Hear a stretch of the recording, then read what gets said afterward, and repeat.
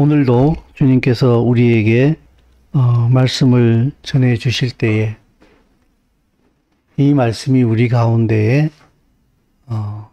살아 역사할 수 있는, 그것이 실제가 될 수 있는 그런 시간이 될 수 있기를 간절히 소원합니다.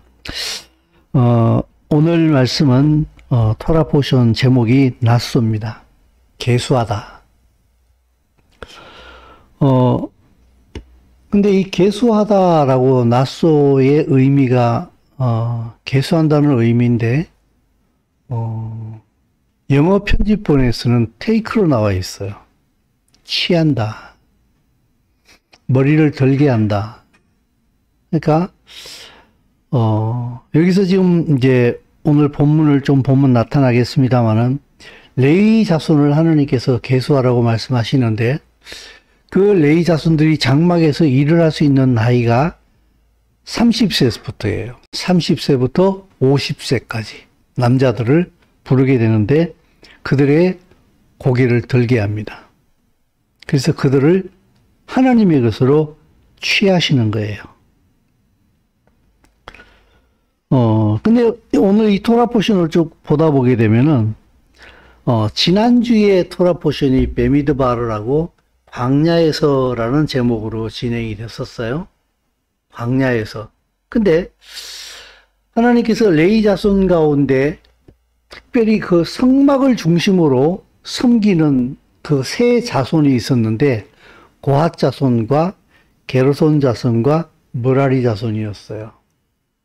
근데 이상하게 이 세 고핫, 므라리, 게르손 이 세 자손 가운데 지난주에 베미드바르에서 고핫 자손을 계수를 해요.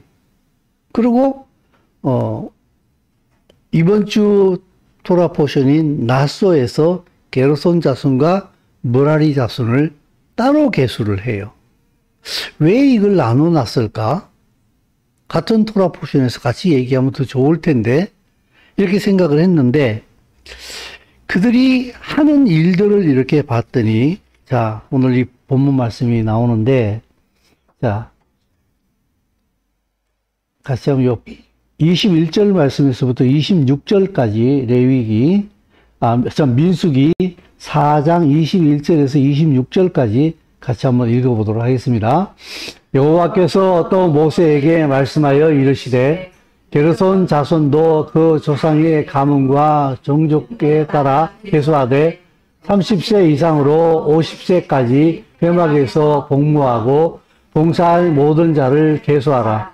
게르손 종족의 할 일과 맬 것은 이러하니 곧 그들이 성막의 휘장들과 회막과 그 덮개와 그 위에 해갈의 가죽 덮개와 회막 휘장 문을 매며 뜰의 휘장과 흑막과 제단 사방에 있는 뜰의 휘장문과 그 줄들과 그것에 사용하는 모든 기구를 매며 이 모든 것을 이렇게 맡아 처리할 것이라. 아멘. 게르손 종족이 할 일들이 주로 성막 바깥의 휘장들과 그런 그 성막을 이루는 그 지붕 이런 것들을 주로 이제 천으로 된 것들을 갖다가 주로 맡아서 운반하고 설치하고 이렇게 했어요.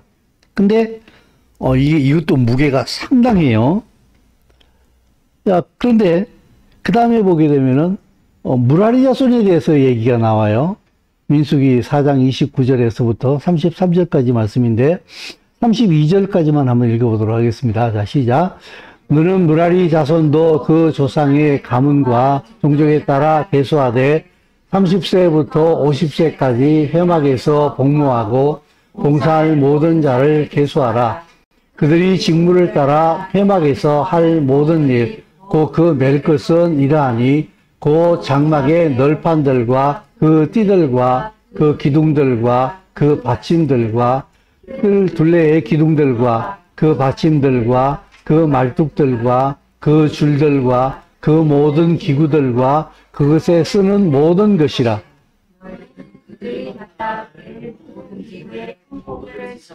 아멘. 무라리 자손이 해야 할 일들은요, 주로 나무들이었어요.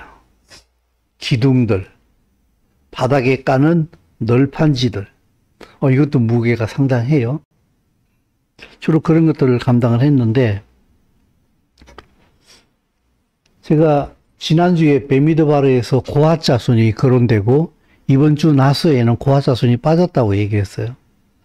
그래서 이 세 자손을 함께 같이 얘기하면 좋을 텐데 왜 빼놨을까라고 생각을 했는데, 고핫 자손이 해야 하는 일들이 좀 내가 앞으로 돌아가서 민수기 4장 1절에서부터 20절까지 지난주 토라 포션이에요. 좀 길긴 합니다만은 내가 빨간 글로 한 것을 보십시오. 고핫 자손을 그들의 종족과 조상 가문에 따라 지켜야 할지니 30세에서 50세까지 똑같아요. 고핫 자손이 회방 아래 지성물에 대하여 할 일은 이러하다. 고핫 자손은 그 회막, 성막 안에 모든 기구들을 감당해 냈어요. 그래서 그 안에 있는 뭐 등장대, 성소에서 봉산을 쓰는 모든 기구, 그리고 모든 기구를 불어 옮기는 그릇들, 고기, 갈고리, 부삽, 대야, 촛불을 켜는 등잔대, 전부 다 이렇게 성소 안에서 쓰는 모든 물건들을 감당을 했어요. 근데 그것들을 보게 되면 전부 다 매는 거예요. 싸가지고, 보자기 같이 싸가지고, 해달 가죽에 싸가지고 맸어요. 근데 하나님께서 특별히 말씀하시기를 18절 말씀 같이 읽어보겠습니다. 너희는 고핫 족속의 지파를 레위인 중에서 끊어지게 하지 말지니. 자, 읽을 때는 같이 읽는 게 좋습니다, 여러분. 그것도 참 좋은 거예요.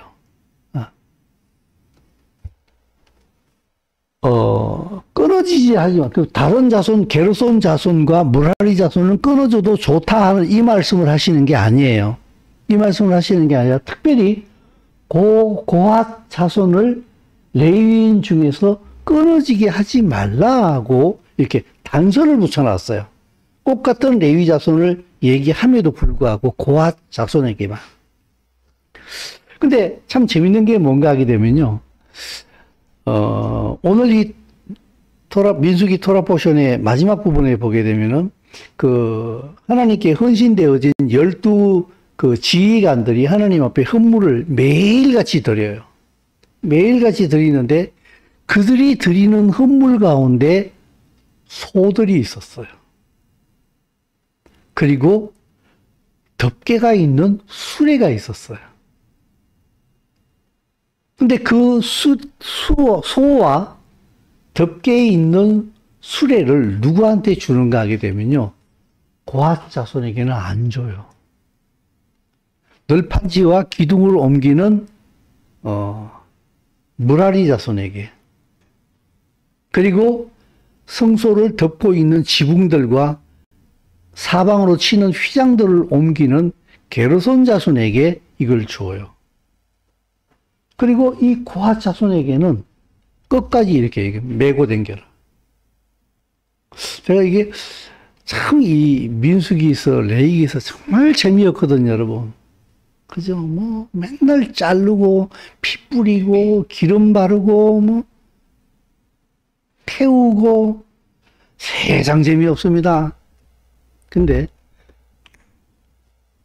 그 의미를 알게 되면은, 그 의미를 추구해서 보게 되면은 우리는 깊은 것을 깨달을 수가 있어요. 고핫 자손은요, 성소 안의 것들을 감당했어요. 다시 말하게 되면은 가장 하나님을 근거리에서 예배하고 하나님을 예배하는 그 자리에 이 고핫 자손들이 있었어요. 그야말로 이렇게 그냥 쉽게 표현하게 되면은 몸으로 때우는 사람들이다, 이런 생각이 들었어요. 몸으로 때우는 사람들이다. 여러분, 주의 일을 하는 것도 이렇게 보게 되면요, 이렇게 우리가 물리적으로 이렇게 거리를 정해 놓지는 않습니다만은 거리가 있는 것을 봐요.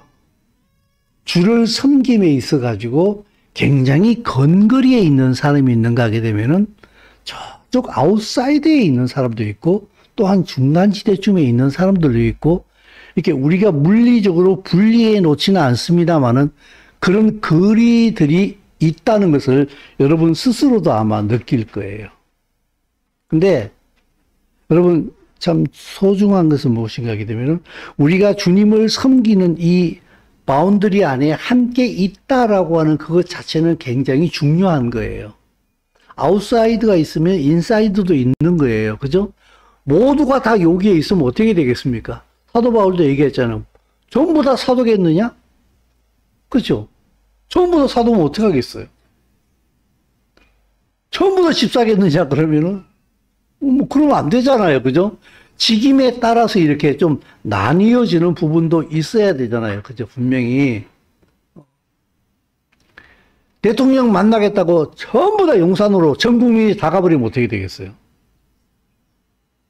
우리나라 마비돼 버려요. 그죠? 그러므로 보고 싶어도 멀리서 제주도에 있으면서도 얼마든지 지원을 해줄 수가 있잖아요. 마음으로. 그죠? 여러 가지로. 그죠? 그래서 이 거리가 중요한 것이 아니라 자기의 맡은 바 직임에 따라서 그 있는 자리에서 자기의 일을 동일한 마음을 가지고 얼마나 성실하게 감당해 낼 수 있는가라는 게 굉장히 중요해요. 근데 근거리에서 몸으로 때우는 사람들을 상당히 여러분은 소중히 여겨야 됩니다. 그게 말하자면은 저 같은 영적인 지도자들이에요.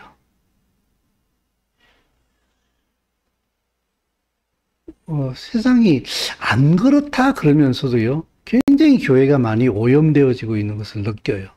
교회가 굉장히 심하게 오염되어지고 있어요. 근데 이게 저는 어쩔 수 없다는 생각이 들어요.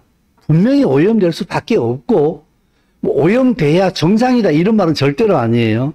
근데 오염될 수밖에 없다는 생각이 들어요. 근데 그 가운데서도요, 자기를 거룩하게 끊임없이 지켜내는 사람들이 있어요. 여러분, 그 자동차에다가 왁스를 발라가지고 깨끗하게 광을 반짝반짝 내놓으면 어떻습니까? 비가 와도 비가 또르륵 또르륵 굴러가지요. 그죠? 잘 안 묻지요. 그죠? 주의 피로, 주의 말씀으로 늘 그분 가까이에 가게 되면은 세상으로부터 오염되어진 것을 많이 피할 수가 있어요. 그리고 더 거룩해질 수가 있어요. 그런데 이러한 마땅한 노력들을 그리스도인이 굉장히 피곤해하는 모습들을 저는 동시에 같이 봐요. 너무 어려워해요. 그걸. 이게 참 옳지 않은 풍조들이거든요. 이게 몸으로 떼어내는 걸 너무 어려워해요.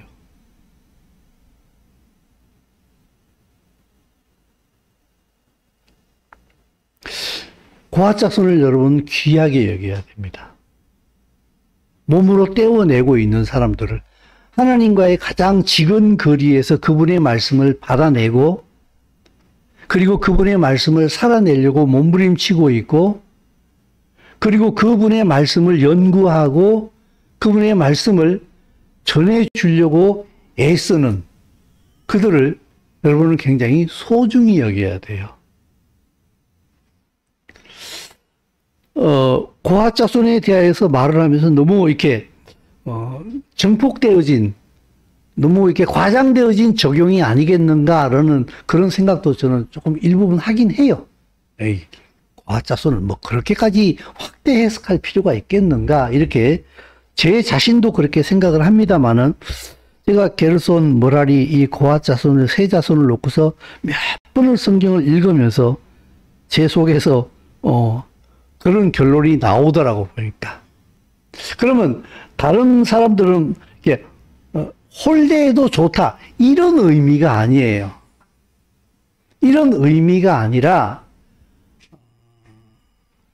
마땅히 우리가 서로 존중함으로 인해 가지고 함께 세워진다라고 하는 그런 의미를 우리가 잘 되새겨야 하는 줄로 믿습니다. 그 다음에 보게 되면요, 유출병 환자에 대해서 얘기를 하고 있어요. 여러분, 그게 말씀에 대하여서 입을 탁 다물고 이렇게 있으면 안 돼요. 아멘을 조금 남발하십시오. 오늘같이 비 오는 날에는 이렇게 부침개랑 막걸리가 어울리잖아. 그죠? 근데 왜 비 오는 날 부침개를 찾는 줄 아십니까? 이렇게 축축하기 때문에 좀 바싹 마른 걸 좀 먹고 싶어 하는 거예요. 오늘 같은 날은 아멘이 더 필요한 줄로 믿습니다. 저기압이 듣고 있는 것 같아요. 그러니까, 너무 심각하게 말씀을 전하는 거 아닌데. 아무튼 근데 그런 건 있어요. 제가요, 영상을 이렇게 보다 보니까 연예인병에 걸린다는 생각이 들어요. 저 혼자. 제가 제 설교 영상을 보는 걸 내가 너무 힘들어요. 솔직히 말해서. 여러분들도 설교 다시 듣기라고 미션 내놓고서요, 저는 한 달에 한 번도 안 들어요. 솔직히 말해서. 왜냐하면 제가 내 영상을 보는 게 너무 힘들어요. 그래서 저는 딴 목사님 설교 들어요. 그 대신에. 다른 목사님 설교는 엄청 듣습니다. 제가. 근데 제가 제 영상을 이렇게 보다 보니까 이걸 고쳐야 되겠구나.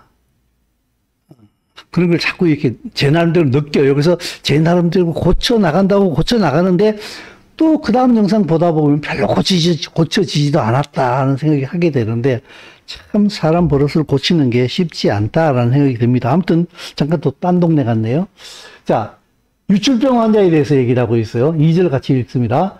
이스라엘 자손에게 명령하여 모든 나병 환자와 유출증이 있는 자와 죽음으로 부정하게 된 자를 다 진영 밖으로 내보내라고 얘기를 하고 있어요.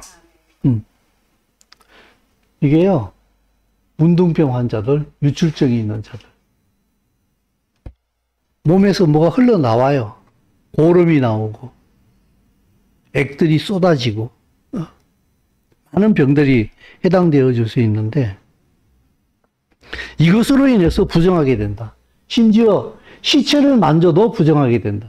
그 시체를 만진 자들을 다 진영 밖으로 내보내라. 그리고 바깥에서 일정한 기간을 보내고 정결 예식을 거친 다음에 시체를 만진 사람들은 다시 들어오게 해라. 그리고 나병 환자들이나 유출병 환자들도 고침을 받은 다음에 제사장에게 인정을 받고 난 다음에 그 다음에 들어오라.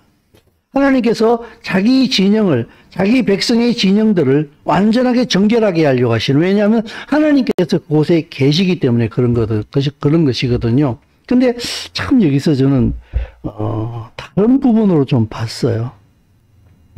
진영 바깥으로 내보내라고 그랬어요. 추방당하는 거예요. 근데 여러분, 성경 히브리서 13장 말씀을 한번 찾아볼까요? 히브리서, 신약 성경 히브리서 13장 히브리서 13장 12절.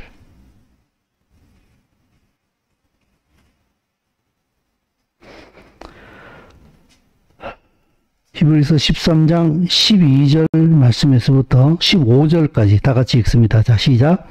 그러므로 예수도 자기 피로서 백성을 거룩하게 하려고 성문 밖에서 고난을 받으셨느니라. 그런즉 우리도 그의 치욕을 짊어지고 영문 밖으로 그에게 나아가자. 우리가 여기에는 영구한 도성이 없으므로 장차 올 것을 찾나니, 그러므로 우리는 예수로 말미암아 항상 찬송의 제사를 하나님께 드리자. 이는 그 이름을 증언하는 입술의 열매니라. 아멘. 아멘. 여러분, 예수와께서 이스라엘 진영 바깥으로 추방 나간 거 아십니까? 여기에서 보게 되면요, 12절 말씀에 그러므로 예수도 자기 피로서 백성을 거룩하게 하려고 성문 밖에서 고난을 받으셨느니라. 예루살렘 성문 밖 골고다에서 십자가에 못 박혀 죽으셨어요. 진영 바깥으로 예수와는 쫓겨났다고요. 근데 이 히브리스 기자는 그 예수와께서 예루살렘 성문 밖 진영 바깥에서 십자가에 못 박혀 죽은 것을 어떻게 해석을 하고 있는가 하게 되면은 예수도 자기 피로서 백성을 거룩하게 하려고 성문 밖에서 고난을 받았다라고 얘기를 하고 있어요. 여러분, 자기 죄로 인하여서 문둥병 걸린 사람이 있어요. 자기 죄로 인하여서 유출병에 걸린 자들이 있어요. 근데요, 그 가족과 그 진영에 있는 사람들을 위하여서 하나님께 고난을 받는 사람도 있어요. 우리는 고난받는 사람들을 보게 되면은 대개 다 그렇게 얘기해요. 죄를 떠올려요. 저 사람 죄 져서 저래. 물론 죄 때문에 그런 것도 있어요. 요번에 저희 차가 없어진 다음에 제가 그런 얘기 얼마나 많이 들은 줄 아십니까? 목사가 기도 안 해가지고 사고 났다고.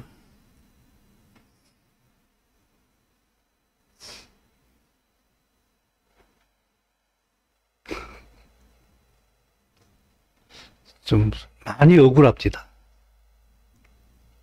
사모가 기도 안 해가지고 사고 났다. 그러면 그들이 기도하는 건 뭐예요?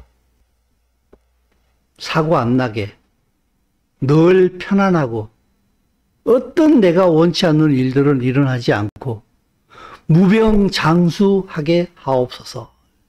이게 기도의 목적이에요. 여기에 하나님의 나라는 자리 잡을 곳이 없어요. 누구 나라가 있어요? 내 나라밖에 없어요. 먼저 그의 나라를 구하라고 하는 이 말씀은 그런 사고방식 안에는 자리 잡을 틈이 없어요.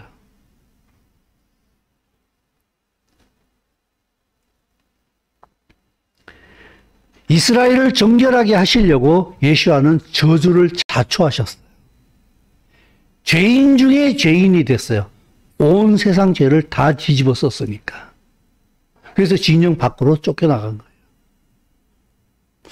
여러분, 고난받는 사람도 보게 되면요, 우리 때문에 고난받는 사람이 있어요. 어쩌면은요, 이 민족의 죄를 지고 고난받는 사람도 있어요. 가족들 중에는요, 우리 이러잖아요. 가족들 중에 꼭 희생양이 한 명씩 있다고. 유달리 고생 많이 하는 사람 하나씩 있어요. 가족 중에 보게 되면. 유달리 가족들 중에 짐을 혼자 지고 끙끙거리는 사람이 한 사람씩 꼭 가족 중에도 한 명씩 있더라고 봤더니, 뭐 표가 나는 수도 있고, 표가 별로 안 나는 수도 있긴 합니다만. 요셉이요, 자기 죄로 애굽에 팔려갔을까요? 좀 미련하긴 미련했어요. 뭐 꿈을 꿨으면 꿨지. 그 별로 자기한테는 좋은 꿈이지만 듣는 형님들 입장에서는 안 좋잖아. 그럼 얘기 안 해야지. 아버지한테는 어머니한테는 얘기해야지. 계속 얘기하잖아, 이게. 그죠? 그렇다고 해서 또 형님들이 동생을 노예로 팔아버립니까? 몇 대 또 때리는 건 이해가 되는데, 그쵸? 그걸 노예로 팔아버립니까? 세상에? 그래야죠. 근데요, 이 요셉의 고난은요, 이스라엘을 위한 고난이었어요. 그럴 수가 있다는 사실을 우리는 절대로 잊지 말아야 됩니다. 그러므로 가족 가운데, 공동체 가운데, 혹은 사회에서 고난받는 사람들을 보면서 어이구 저거 찌질이 함부로 손가락질하면 안 됩니다. 그가 왜 고난받고 있는지를 깊이 한번 생각해 봐야 됩니다. 그 다음에는 보게 되면요, 죄에 대해서 얘기를 하고 있는데, 자, 5절 말씀에서부터 민수기 4장 5절에서 7절까지의 같이 한번 있습니다. 여호와께서 모세에게 말씀하여 이르시되 이스라엘 자손에게 이르라. 남자나 여자나 사람들의 범하는 죄를 범하여 여호와께 거역함으로 죄를 지으면 그 지은 죄를 자복하고 그 죄값을 온전히 갚되 5분의 1을 더하여 그가 죄를 지었던 그 사람에게 돌려줄 것이요. 얼마나 하나님이 철저하신가 하게 되면요. 죄값을 받을 만한 사람이 없어요. 그 사람한테 주려고 했는데 그 사람이 줄 거 없어요. 그럼요, 친척한테 주래. 친척도 없어. 그러면 어떻게 해요? 여호와께 하나님 앞에 드리라. 제사장한테 줘라. 그래서요, 끝까지 죄의 부분을 해결하라고 말씀하세요. 이거는 그 사람의 양심을 위해서 그런 것 같아요.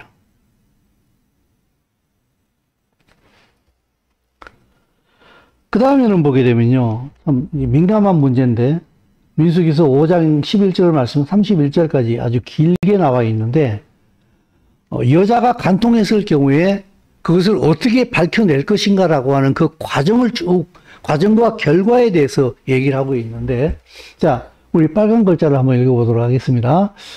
11절 시작. 여호와께서 모세에게 말씀하여 이르시되 이스라엘 자손에게 말하여 그들에게 이르라.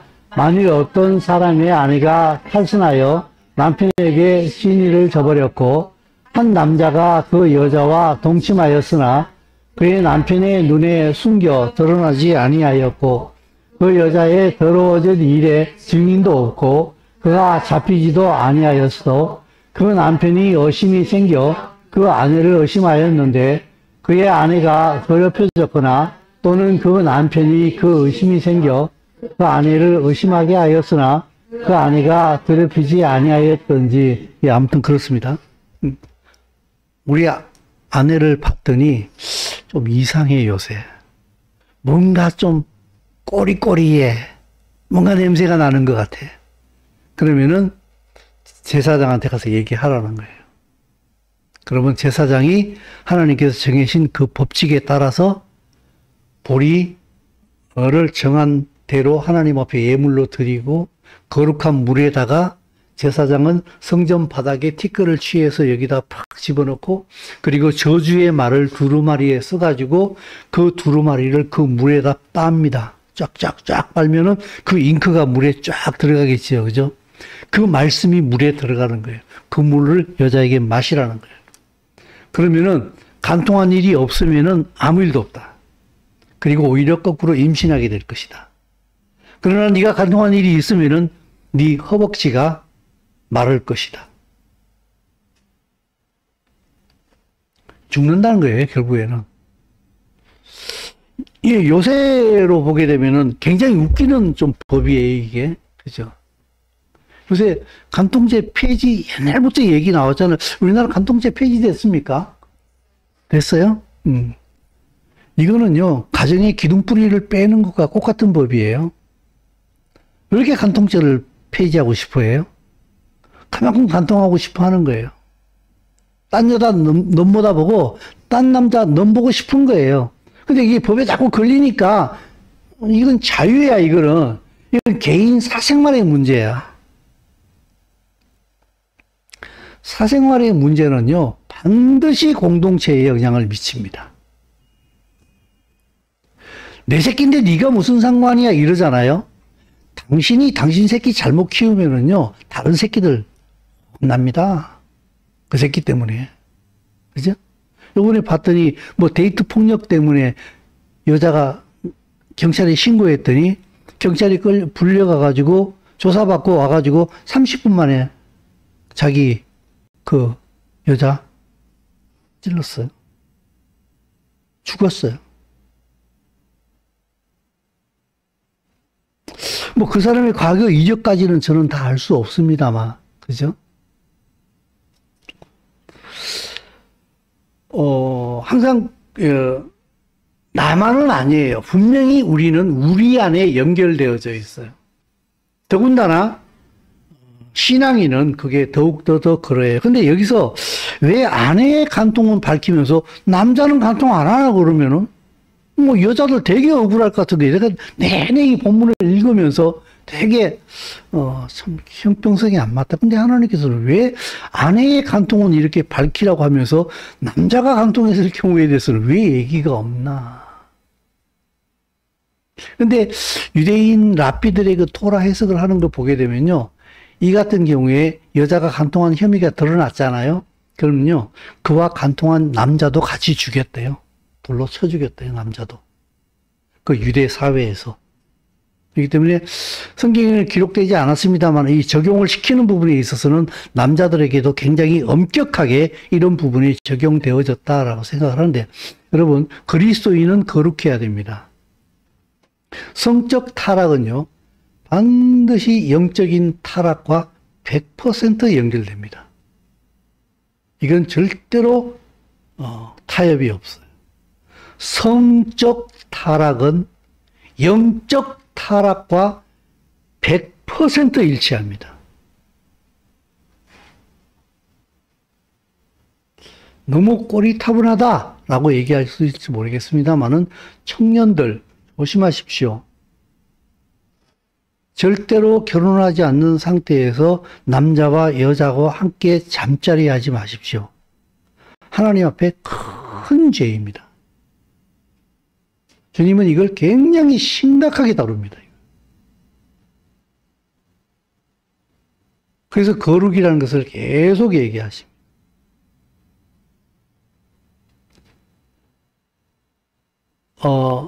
우리 딸들이 결혼할 때 제가 사이들 될 사람한테 딱 그거 얘기했어요. 손대지 마라. 첫날 밤이 될 때까지 절대로 손대지 마라. 너를 위해서 절대로 손대지 마라. 지켰는지 안 지켰는지 솔직히 모르겠어요. 모르겠는데 저는 지켰을 것이라고 믿고 싶어요. 성인들이니까 그것까지 간섭할 수 없지 않겠는가 라고 생각할 수 있을지 모르겠습니다만은 저는 아버지로서 결혼하기 전까지는 지가 몇 살을 처먹었든지 간에 나는 내 새끼다라고 생각합니다. 너는 내 관할 아래에 있다. 결혼하기 전까지는. 네가 50살을 먹어도 결혼 안 했으면은 너는 내 통치 아래에 있어야 된다라고 생각합니다. 저는. 이제는 결혼했으니까 제 관할 밖이라고 저는 이렇게 생각합니다. 물론 내 친구는 아니에요.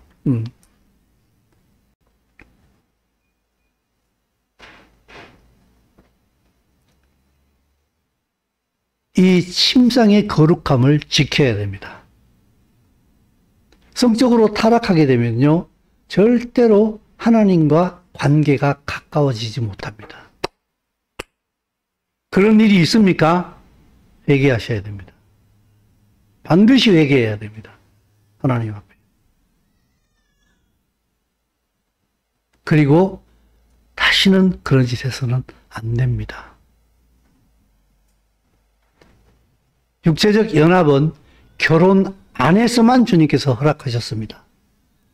이게 교회의 모습이기도 합니다. 그래서 교회를 타락시키기 위하여서 사단은 육체적 정욕을 추구하게 만듭니다. 그래서 수많은 젊은이들이 성적인 관계를 가지는 것을 아무렇지도 않게 생각합니다. 어저께 내가 무슨 유튜브 쇼트 영상을 하나 보는데 남자친구가 차에서 깜짝 서프라이즈를 했어요. 그래가지고 뭐 선물을 줬는가 봐. 가방을 탁 열어봤더니 명품 핸드백이야. 명품 핸드백을 쫙 열었더니 그 안에 반지, 다이아 반지 케이스가 나오는 거야. 야, 그래도 뭐 여자가 막 좋아서 이렇게, 야, 근데 저기 뭐야, 뭐, 알이 뭐 쥐똥만 해? 막 그러면서 그냥, 근데 뭐, 다이아가 그러면 콩만 하면 어떻게 되겠습니까? 막 그러더니 이 여자 그러는 거야. 빨리 집에 가자! 그러는 거야. 빨리 니네 집에 가자! 그러더니, 왜? 씻어야지! 이러는 거예요. 막 웃다가 갑자기 웃음이 싹 사라지는 거 있죠. 너무나 공공연히 이게 그냥 보편적으로 쭉 퍼졌어요. 하나도 이상하지가 않아요. 그러나 그리스도인은 거룩해져야 됩니다. 거룩해져야 됩니다. 특별히 이 성 문제에 있어서 완 거룩함을 지킬 줄 알아야 됩니다. 성적으로 거룩하지 못한 사람이 하나님 앞에 절대로 자기의 거룩함을 못 지킵니다. 영적인 거룩함을 못 지켜냅니다. 이들은 하나님의 축복에서 절대로 그 축복의 자리에 서지 못합니다. 밀려나갑니다. 저쪽에서. 하나님께서 밀어내시는 게 아니라 자기가 걸어나가요. 왜냐하면 하나님이 빛이시기 때문에요. 계속 빛을 비추고 있기 때문에 그 거룩한 빛을 견디지를 못해요. 양심의 가책 때문에. 그 빛을 피해서 스스로 물러나가요. 주님께서 마지막 심판 때에 왔을 때 어떤 분이 이렇게 얘기하더라고요. 너 지옥, 너 하나님 나라, 너 하나님의 나라, 너 지옥 이렇게 말씀 안 하신대요. 빛이신 그분이 이렇게 있대요. 형상도 보이지도 않죠. 근데 한 사람 한 사람 그분 앞에 심판대 앞으로 나아가면서요. 지가 알아서 지옥으로 간대요. 지가 알아서. 난 지옥이구나. 왜? 그 거룩한 빛을 견뎌내지를 못한다는 거예요. 어둠이 빛을 못 이기는 것처럼.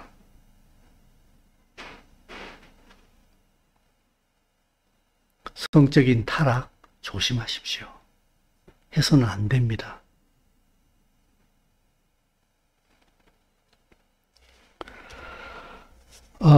그 다음에 보게 되면 나시린의 법에 대해서 쭉 나오는데, 하나님 앞에 이제 헌신하는 사람들에 대해서 이게 나시린의 서원, 자기 몸을 구별하여 여호와께 드리려고 하면 한 달이든지 1년이든지 서원해가지고요. 불교 나라인 그 태국이라든지 뭐 그런 데 가보니까 남자들은 의무적으로 이렇게 그 스님의 기간들을 보내야 하는 게 있더라고 보니까 그게 뭐 6개월인가 1년인가 그죠?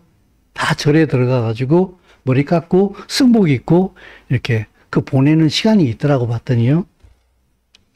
근데 하나님께서 레위인이 아니라도 레위인을 제외시켜 놓고 나시린으로 서원을 하게 되면은 자기가 이 기간 동안은 난 하나님을 섬기는 데 집중하겠습니다 라고 하면은 그게 1년이든지 한 달이든지. 평생 나시린도 있었어요. 삼손. 그죠? 태어나면서부터 나시린이었어요, 삼손은. 그런 사무엘 같은 그런 경우도 있긴 했었는데, 이들이 포도주와 독주를 멀리하고, 포도에 대해서는 일절 씨도 못 먹어요. 금포도도 못 먹어요. 시체도 가까이 하지 못하고, 그래서 자기 몸을 구별하는 모든 날 동안 그런 여호와께 구별되어진 거룩한 자라 그랬어요. 여러분, 저는 이 말씀을 보면서 이런 생각을 했어요. 우리 그리스도인은요, 일평생이 예수와 그리스도 안에서 하나님 앞에 바쳐진 사람들이에요. 그래서 진지하게 모든 말씀을 다 진지하게 들어야 되는데, 우리는 하나님께 바쳐진 사람들이에요. 이미 예수와 안에서. 그래서 여러분, 나시린처럼 하나님 앞에 나를 완전히 드리는 체험들이 한번 있었으면 좋겠다. 2023년만 드리고 2024년부터는 내 마음대로 살 거야 이런 의미가 아니에요. 평생을 완전히 하나님 앞에 드려진 사람인데 하나님 앞에 정말 나를 갖다가 완전히 사발 깨트리듯이 팍 터져서 주님 나는 아무것도 없습니다. 난 당신밖에 없습니다라고 나를 주님 앞에 완전히 분해시켜버리는 그런 시간들을 통과해 보신 적이 있으신지요?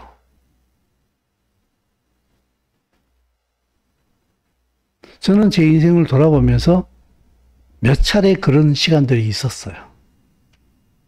나를 완전히 파쇄시켜서 공중 분해시켜서 나라는 사람이 완전히 없어져 버리는 그런 경험들이 몇 번 있었어요.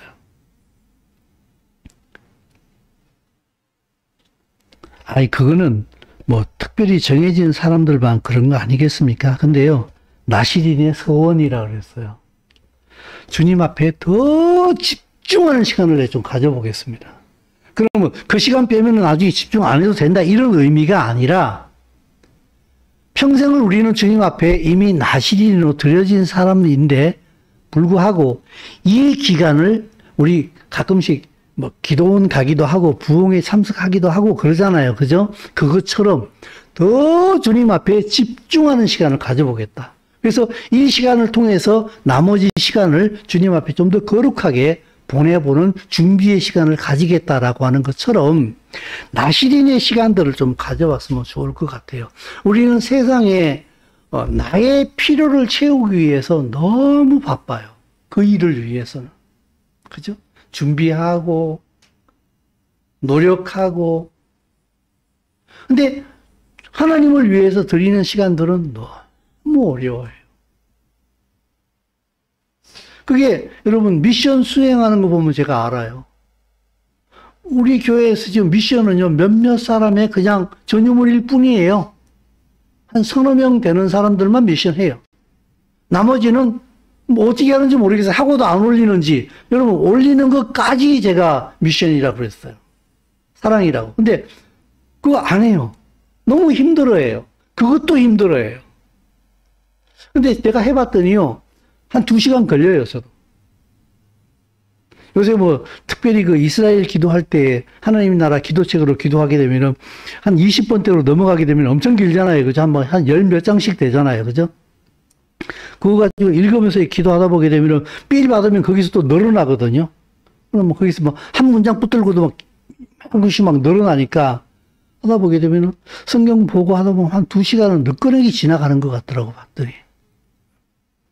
저는 결코 그 시간이 헛된 시간이라고 생각하지 않습니다. 주님 앞에 헌신해서 그 시간을 구별해서 드려보십시오. 왜냐하면요, 여러분, 반복되어지는 얘기이긴 합니다만은 우리는요, 이미 너무 세상에 물들어 있어요, 지금요. 너무 심각하게 물들어 있어요.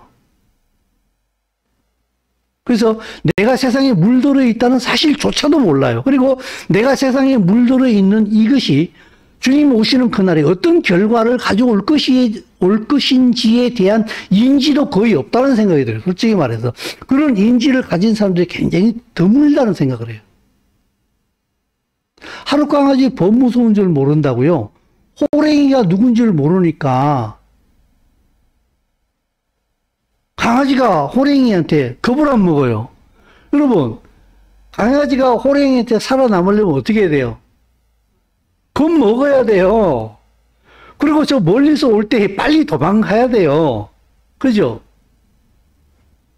주님은 우리에게 거룩하라. 내가 심판하겠다. 내가 구원하겠다. 이렇게 말씀하시거든요. 근데 그 얘기를요, 딴 동네 얘기를 듣는 것처럼 해요. 나하고 아무런 상관이 없는 것처럼. 아니거든요. 그래서 그 헌신의 시간들을 하나님 앞에 보내본 사람들, 주님을 향해서 온전히 집중하면서 자기를 버려버린 그 경험을 해본 사람들이요, 무엇을 얻게 되는가 하게 되면요, 축복을 하게 돼요. 이게, 제가 여기 좀 잘못 써놨는데, 민수기 6장에 나오는 말씀인데, 제사장의 축복 얘기예요. 자, 같이 한번 여기 23절부터 읽습니다. 자, 시작.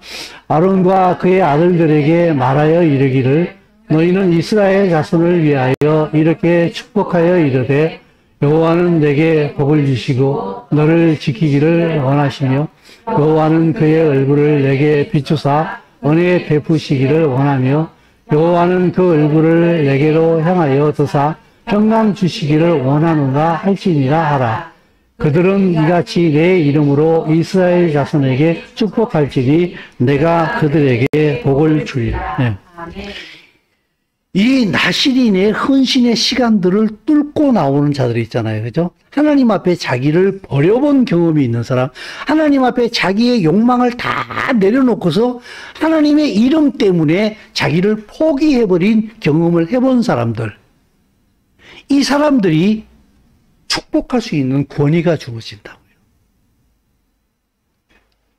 이게 가끔씩 다른 목사님들이 축복할 때 우리 주 예수 그리스도의 은혜와 하나님 아버지의 크신 사랑과 그거 안 하고 요거 할 때도 있거든요.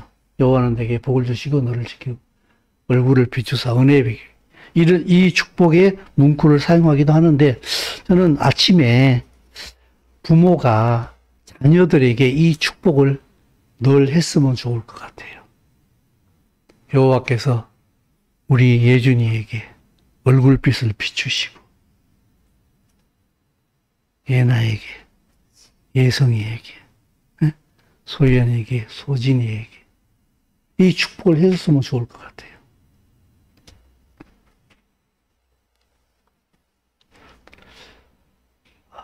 그 다음에 보게 되면요, 이제 마지막으로 레위기, 민수기 그 7장에 나오는 이제 12 이스라엘 지휘관들이 하나님 앞에 헌물을 드리는 시간이 있어요.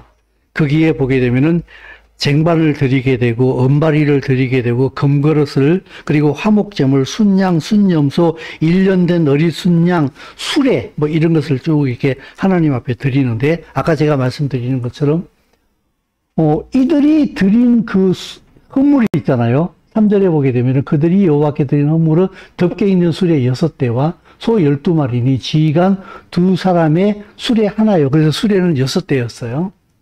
지휘관 한 사람이 소가 한 마리라 그것을 장막 앞에 드린지라 여호와께서 모세에게 레위인에게 주어서 직임대로 회막 봉사에 쓰게 해라. 모세가 수레와 소를 받아서 레위인에게 주었으니 게르손 자손들에게 수레 2과 소 4마리, 머라리 자손들에게 수레 4과 소 8마리, 제사장 아론이 이다말에게 감독하게 하고 고앗 자손에게는 몸으로 떼어라. 이게 안 좋다 그래요. 근데 참 재밌는 게 뭔가 하면요. 이 이스라엘 12지파의 지휘관들이 수레와 소와 이런 걸 하나님 앞에 헌물로 드렸잖아요. 그죠? 근데 이 헌물이 어디로 가요? 레위인 무라리 게르손 자손에게 가서 하나님을 섬기는 데에 사용이 되어졌어요. 사랑하는 성도 여러분, 하나님 앞에 이것이 교회의 모습입니다. 우리는 하나님을 섬기잖아요. 그죠? 하나님을 섬기면은요, 반드시 하나님 앞에 헌금할 줄 알아야 됩니다.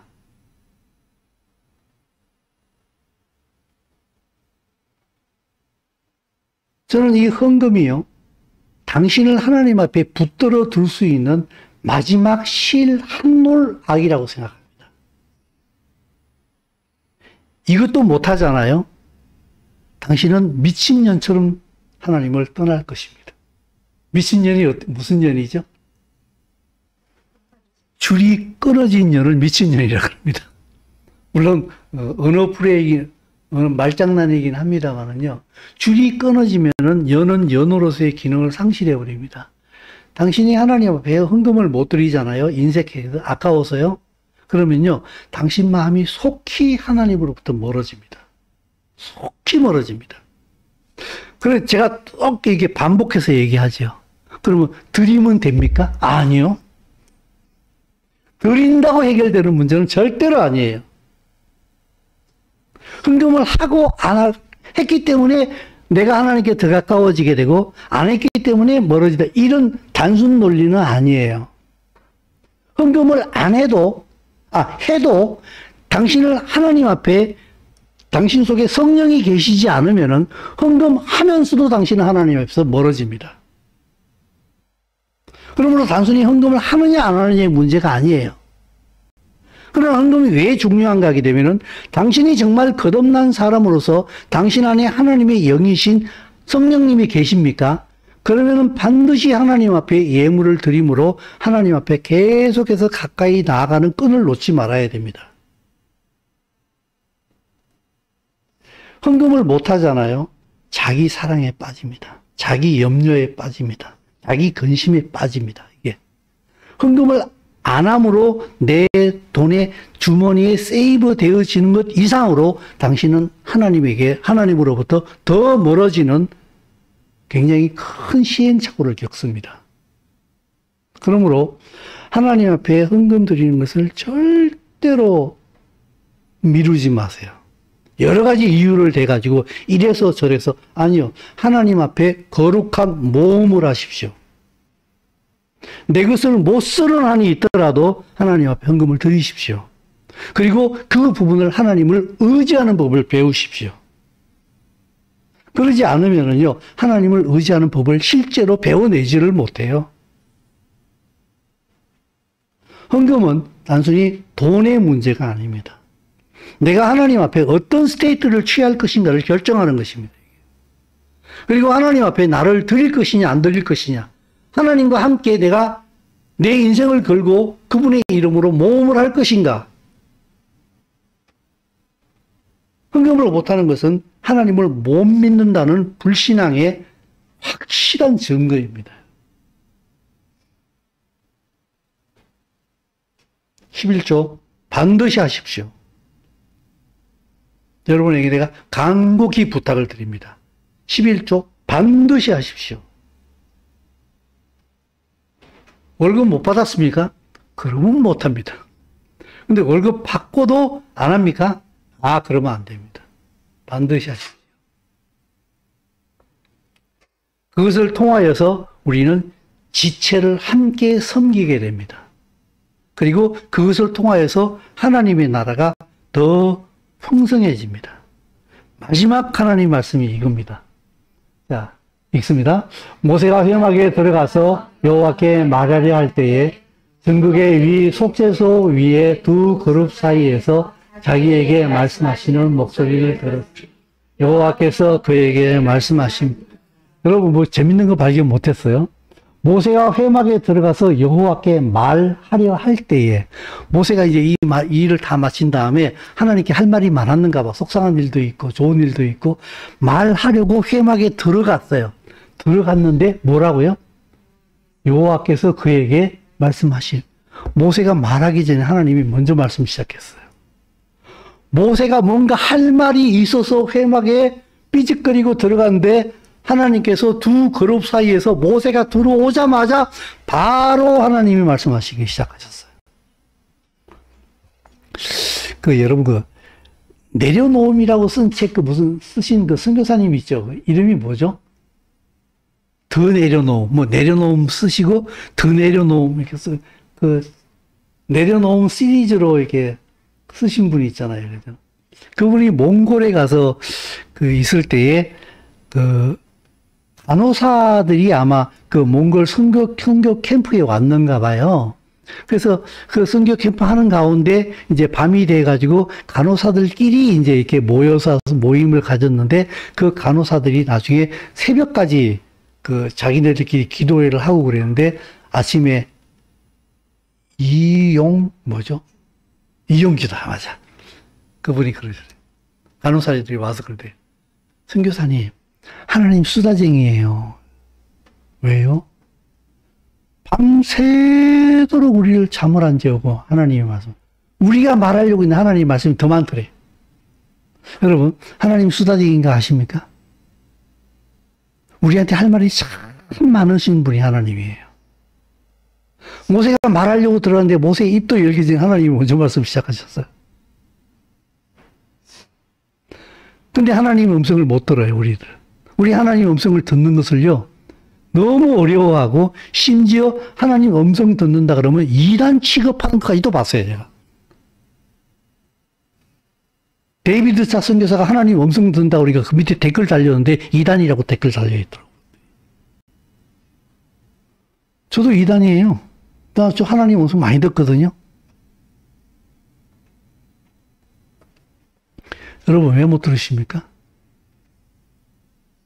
왜 못 들으세요? 하나님과 관계가 먼 거예요. 하나님께 시간을 안 드리는 거예요. 하나님께 마음을 안 드리는 거예요. 그분이 말할 수 있는 기회를 안 줘요. 하나님께 여러분 마음을 안 여시는 거예요. 그분과 대화하려고 하지 않는 거예요. 저 멀리 떨어져 있는 거예요.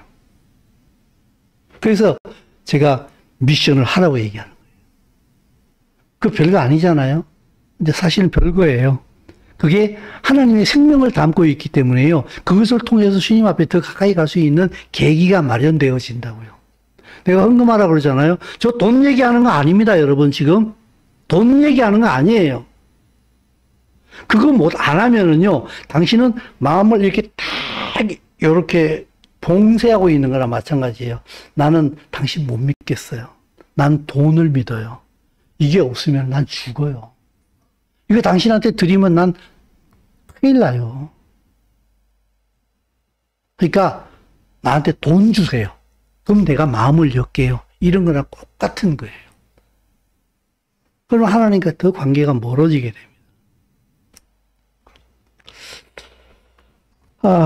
이번 주에는요, 그 오순절이 같이 껴있어요. 샤브옷이. 오순절이 껴있는데, 이 오순절이요, 6월절부터 시작하거든요. 그래서 6월절서부터 일주일씩 7일을 7번 일주일을 7번 가는 거예요. 그래서 77절이라고 그래요. 오순절을 77절이라고 해요. 77이 49 지나서 50일째가 오순절이에요. 근데 사실 이 오순절이요, 성령이 임한 날로 우리 알고 있잖아요. 그죠? 근데 우리 구약성경 룻기를 보게 되면은 그 보아스하고 룻이 만나잖아요. 그죠? 그때가 오순절 때예요. 불이 추삭할 때. 그죠? 근데요, 그 룻이 이방인이 유대인인 보아스를 만나가지고 나오미의 자식을 낳는다고요. 그게 오순절 때예요. 그래서요, 사도행전에서 성령이 임한다는 것은 무슨 말인가 하게 되면요, 바로 그 성령이 임하심으로 말미암아 이스라엘과 그 이방이 결혼할 수 있는, 만날 수 있는 구체적인 관계가 이루어지는 게 바로 오순절 때예요. 그들이 서로 만날 때 어떤 일이 일어나는가 하게 되면요, 지금 우리 민수기에서 보고 있잖아요. 레위인들이 그리고 이스라엘 12지파가 하나님 앞에 정렬을 하잖아요. 그죠? 레인지 되잖아요. 정렬되잖아요. 그죠? 성령이 임했을 때 우리가 하나님의 군사로서 정렬이 되는 거예요. 그래서 저는 여러분에게 이거 해라, 저거 해라 이렇게 얘기를 하는데 사실은 제 마음속에 이미 이게 딱 경계가 서 있어요. 그게 뭔가 하게 되면은 당신 속에 성령이 없으면 이거 못합니다라는 걸 제가 알고 있어요. 근데 당신이 그걸 못하는 이유가 성령이 없기 때문입니다라고까지 내가 얘기할 필요는 없어요. 왜냐하면 그 안에 성령의 씨앗이 뿌려져 있는지 안 뿌려져 있는지까지를 내가 다 구분할 수가 없으니까. 그래서 제가 여러분들에게 말씀드리는 게 하십시오라고. 그럼 오히려 이것을 하게 되면요, 내 속에 성령이 계시는구나. 나도 성령님께 순종할 수 있구나. 나도 하나님의 말씀을 따라서 살아갈 수 있구나. 주님의 말씀이 내게 이렇게 역사하는구나. 라는 걸 체험할 수가 있다고요. 그 자리로 지금 주님은 우리를 부르고 계신다고요. 사단은 지금도 우는 사자처럼 우리를 삼키려고 하고 있습니다. 영적인 눈이 떨어져 있지 않으면은요, 사단이 무슨 짓을 하고 있는지 우리는 구분을 못 합니다. 그래서 구분하고 있는 사람들이 이리로 가십시오라고 밀면은 거기에 밀려가는 겸손함이라도 있어야 돼요. 맹인이 길을 걸어갈 때에 저기서 차가 갑자기 돌진해 오게 되면은 눈 뜬 사람이 그 맹인을 끌어낼 수 있는 시간이 없으면, 시간적으로 없으면 그냥 확 밀칠 수가 있는 거예요. 그죠? 그래서 눈 뜬 지도자가 당신이 이러시면 안 돼요. 이렇게 가세요라고 말하면은 최소한의 그 겸손이라도 있으면은요, 하나님의 은혜를 입을 수 있는 자리로 나아갈 수 있는 기회가 주어진다고요. 그래서 마음을 강팍하게 하지 마십시오. 마음을 연하게 하십시오. 부드럽게 하십시오.